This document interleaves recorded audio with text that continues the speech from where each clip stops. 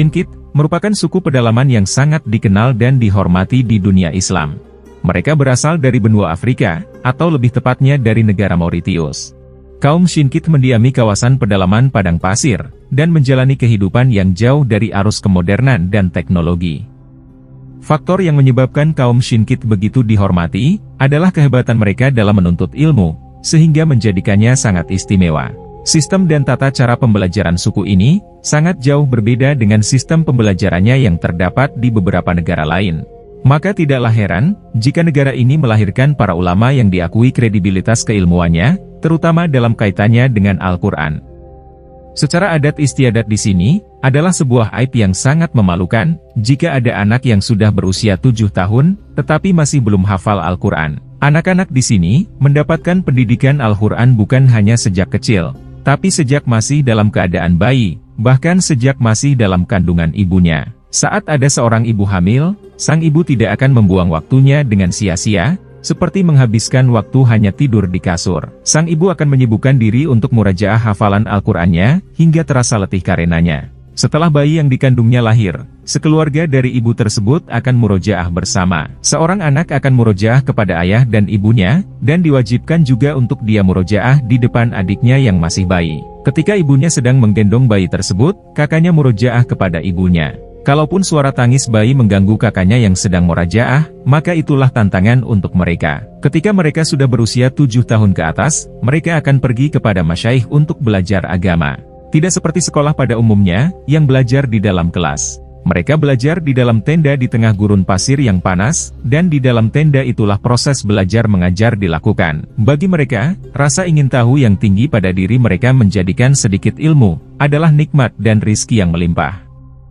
Dalam proses belajar, mereka sangat disiplin dan tidak ada yang berani berperilaku sambil bercanda. Mereka akan fokus, dan memberi penuh perhatian kepada apa yang dikatakan oleh seorang syekh. Setelah syekh tersebut selesai memberikan penerangan secara terperinci, para pelajar akan mulai menulis apa yang telah diajarkan. Uniknya, mereka tidak menulis di atas kertas, akan tetapi di batu, daun, kulit pohon dan sebagainya yang dibawa dari rumah masing-masing. Di sini, penggunaan menulis di kertas dilarang. Kalaupun bisa, hanya sehelai saja kertas yang dibolehkan. Setelah para pelajar selesai menulis, syekh akan mulai memeriksa dan menyimak penulisan pelajarnya. Jika terdapat kesalahan, maka akan dikembalikan untuk diperbaiki. Setelah mendapati semua pelajarnya telah menulis dengan benar, maka syekh akan menyuruh pelajarnya menghapus tulisan tersebut. Kemudian, syekh akan meneruskan sesi pembelajaran yang selanjutnya. Dan itu sama seperti sebelumnya, begitulah seterusnya sehingga selesai sesi pembelajaran.